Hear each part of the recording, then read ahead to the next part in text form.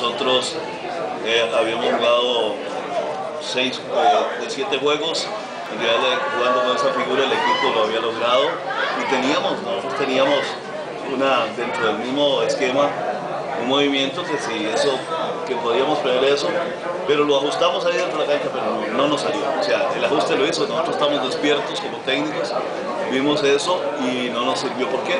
Porque hasta el segundo tiempo teníamos jugadores, por ejemplo, Cristian Montero con un desgaste exagerado de sus partidos, era un jugador que no sabíamos si podía jugar, si podía aguantar. Teníamos el caso ¿cómo se llama?